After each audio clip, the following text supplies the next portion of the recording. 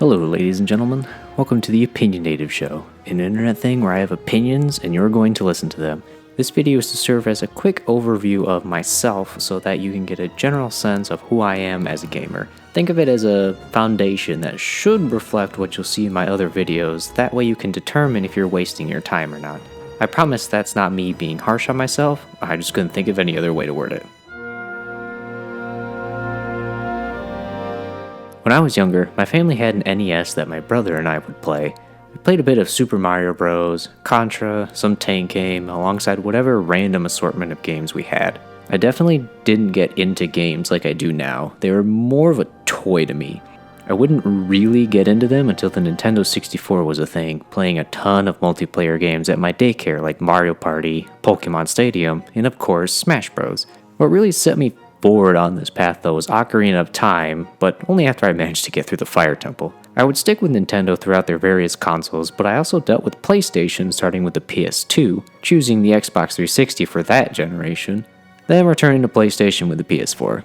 Other than the Switch, I do not currently possess modern consoles and do most of my non-Nintendo gaming on PC. While I've dabbled my proverbial toes into everything out there, I vastly prefer single-player games with a fun narrative. RPGs are something I do play often, but I have to be in a certain mood since they tend to be much longer and I have to be prepared to invest the time into it. Action games are always a great time, especially ones that are a bit more flashy and give me somewhat more complex mechanics to play with. Shooters aren't something I often choose, largely due to my lack of skill, but I did play a lot of Call of Duty during the 360 era, and I still find the original Modern Warfare trilogy story worth going back to. I've played a bit of the horror genre, but I prefer my adrenaline to be pumping from action over fear. Maybe that particular genre is something I just need to give more of a look at. Strategy games are something I greatly enjoy, even if I can't put the pieces together like some people do and just break things in half. On the same note of using your brain, I also enjoy a well thought out puzzle game, or at the very least bonus points to games that can include puzzle elements even if it's not the main focus. I can definitely get down with a good platformer, and I greatly enjoy any game if it has a competent cooperative element to it. These are some of my favorite games and come highly recommended. They are in no particular order, nor should this be taken as a top X games. Like everything else in this video, it's to give you an idea of what I tend to play regularly.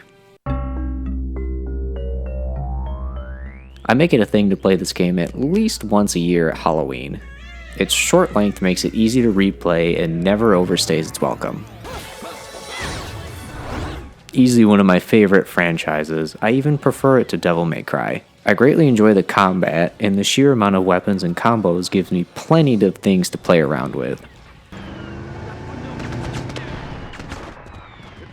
Definitely not a game I go back to a whole lot, especially since it's a bit too long for what it is, but I enjoy it nonetheless. An interesting premise: you play as a mercenary who gets dropped into the DMZ between the Koreas and take on missions from the various interests at play. It's a third-person shooter, and the shooting is simple enough, but the amount of weapons you get makes it an enjoyable experience. Take control of any country around the world starting in the year 1444. I do enjoy my map games, and this one is by far my favorite. I very much enjoy creating ahistorical events such as the Sunset Invasion or reviving long-lost empires. For the last game I'm going to briefly showcase here, I decided to go with one of the weirdest ones I own. Cubivore Survival of the Fittest is a game where you eat other creatures' plank-shaped limbs to change the color of your own, and by matching colors you evolve into all sorts of weird anomalies. It's a very simple premise, if a bit repetitive. There is no such thing as bad criticism. There is only constructive and non-constructive. While constructive is much more helpful and is often just more enjoyable to read, it is okay to simply not like something just because it didn't gel with you. With that being said, my aim is to try and provide more constructive criticism than not. Along with that, just know that my opinion doesn't always align with that of the popular opinion. I've never been a hate it because it's popular kind of person. Sometimes my opinions just don't agree with the majority. That being said, I will acknowledge when I am in the minority on something. think this point is self-explanatory, but I'm gonna say it nonetheless. My opinions can change as time goes on. I may like something one day, then mayhaps a year down the road, I'm no longer quite as fond of it. It's not lying or hypocritical to have a changing viewpoint, so long as the change actually comes from oneself and isn't just following the herd. That being said, it also bears mentioning that having an opinion, or even changing an opinion that matches the mainstream consensus is perfectly fine, as long as it's still your own opinion. Along this line of thinking, any video I make is subjected to be returned to should I feel as if it's worth it. This isn't likely to happen, but if my opinions have changed drastically, or if I have enough to add, I might decide to revisit a video here or there. While my plan is to at some point get it to where the videos are like I'm talking with someone, most everything on this channel will have a script. They're still my honest opinions, but having a script just allows me an appropriate amount of time to put my thoughts into words, and I won't be stumbling around trying to form a coherent sentence. Ideally, this will also allow me to give videos a nice flow to them, but that's an art that will take some time to perfect.